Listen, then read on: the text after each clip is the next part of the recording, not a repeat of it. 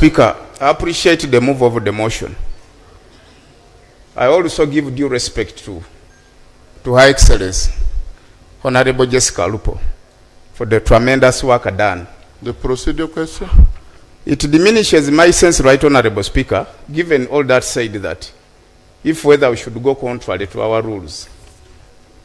Right Honorable Speaker, Rule 86, particularly Sub-Rule 3 of our Rules of Procedure, in determining whether a discussion is out of order on the ground of anticipation, the Speaker shall have regard to the probability of the subject matter in anticipation being brought before the House within a reasonable time. Right Honorable Speaker, whatever has been brought in here in the motion. Which rule are you referring to? 86, Rule 3, Sub-Rule 3.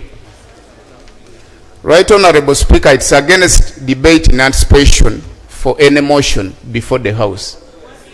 And whatever has been discussed in here, the trips, the representation, the academic papers, there is no any evidence here laid before table that it is credible. And should we debate and go on by anticipation, Right Honorable Speaker?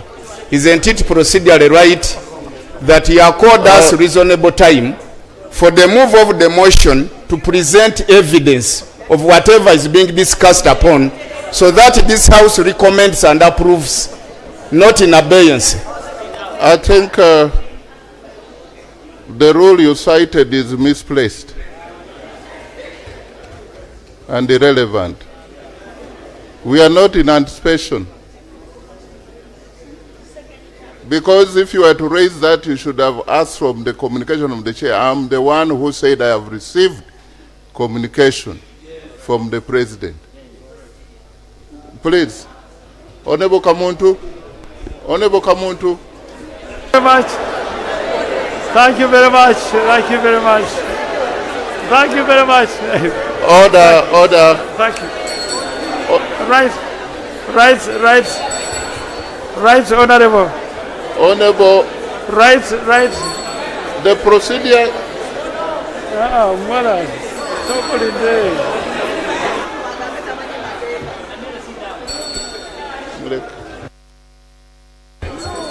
Right Honorable Speaker, I'm raising a motion under Rule 61, and it's under point of privilege. It's very important.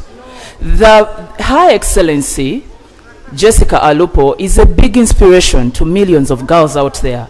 But in this document, and under the motion being moved, she's being referred to as honorable. She's supposed to be referred to as Her Excellency. This is important. I am kindly requesting, Right Honorable, that the mover of the motion refers to the mover of the motion.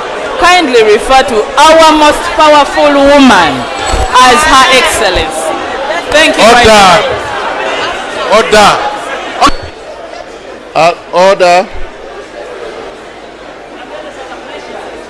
Honor, the mover continue. Thank you very much. Right, Honorable Speaker. Can we have order in the House? Right.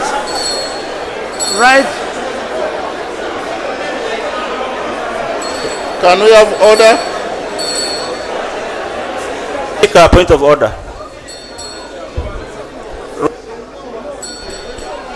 On Rule 88, Right Honorable Speaker, on the rules of procedure, there is a dress code that is meant for members of Parliament in the House here. Right Honorable Speaker, there is a member of Parliament who is seated in the second row and is not putting on a necktie. So, yes, it's a rules of procedure. Rule 88. No, it is a suit, not a suit. Honorable Tumwebaze. And you're not the speaker actually, I'm not the speaker. Honorable, what's the order? Is it an order for Honorable Member of Parliament to come to the house Okay. without putting on properly as the rules of procedure state. You've now informed the member. Let's go on. We are.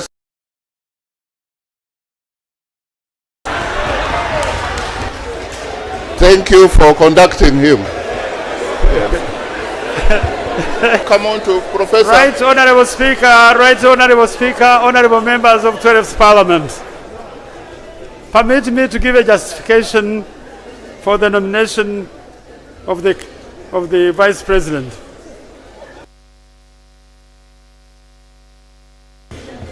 Honorable Speaker, Honorable members, colleagues.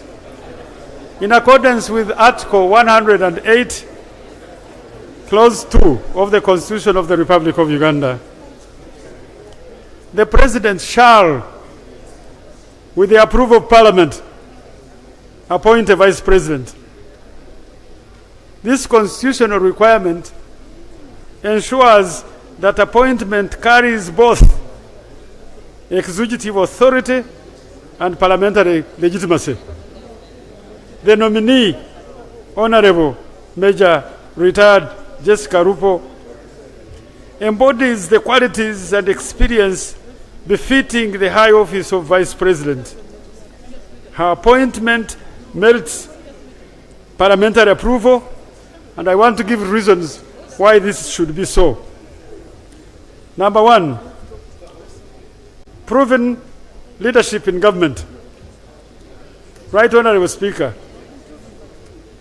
she has served as Vice President since June 2021, and I want you to know she is the second female Vice President in the history of this country.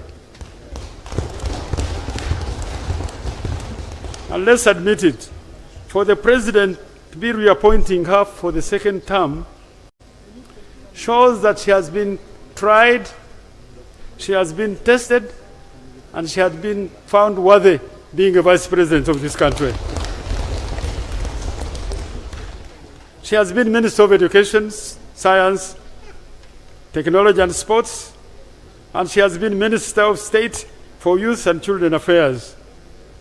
These roles demonstrate her ability to manage complex portfolios and deliver results. Number two, look at her legislative experience. She has been a woman member of Parliament for Katakwi District across multiple parliaments. She has been a member of Parliament for 8th Parliament, a member of Parliament for 9th Parliament, a member of Parliament for 11th Parliament, now a member of Parliament for 12th Parliament. Tell me how many have done doing a PhD in peace. Yes, and conflict studies, underscoring, this is the point, underscoring the commitment to continuous learning and conflict resolution. Now, on regional and international engagement, I want to point out, she has addressed global platforms, and this is point, national recognition.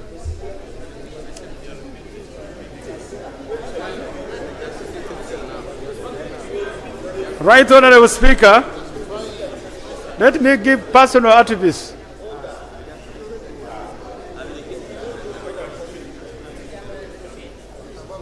Honorable Sewungo. Mr. Speaker, sir, with due respect, and one of the senior members and ministers of Uganda have seen from Obote 1, Obote 2, Honorable Ephraim Kamont, he has moved this motion very well, and he gave us a very good soft landing for passing this Vice President, who is well known. But he is giving another repetition.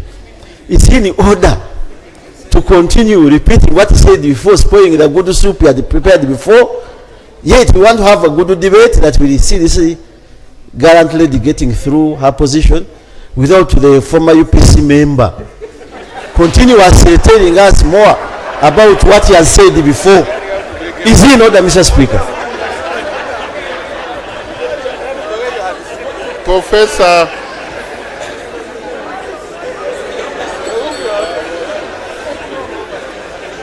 I think the Honorable Professor, he was doing that for emphasis. But Honorable Speaker, I refer to Rule 9 of our Rules of Procedure, which provides that, Right Honorable Speaker, that every member shall, as far as possible, have a seat reserved for him or her by the Speaker. That the seat, the right-hand side of the Speaker, shall be reserved for the lead of government business and the members of the ruling party, and free, that the seats to the left-hand side of the Speaker shall be reserved for the lead of opposition and members of the opposition parties in the House, and for, Right Honorable Speaker, that you shall reserve seats for the independent members of this House, and in circumstances where there are challenges, Mr. Speaker, Rule 9(5) provides that where the Speaker determines that it is not practicable to comply with the seating arrangement in sub-rule 2, 3, 4, the Speaker may permit a member to sit on either sides of the Speaker. Noting, Mr. Speaker, that you have not permitted anybody to sit contrary to the rules. I want first of all to welcome the members who have crossed to the opposition.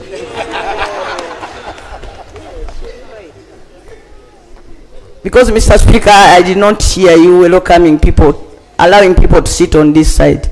But having said that even where people allowed to have a free sitting, the first and the second, the front and the second rows on either side shall be preserved for the substantive ministers and for the shadow ministers. Mr. Speaker, the procedure matter I want to raise is that I've been sitting down. For example, I don't have a seat, and I see several members on this side having occupied these seats even before you came in.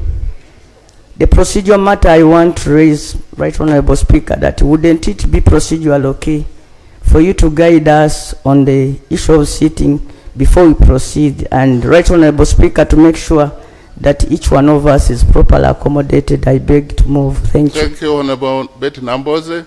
That guidance will be when we have the LOP on one side and the lead of government business on one side. Clerk, the next item.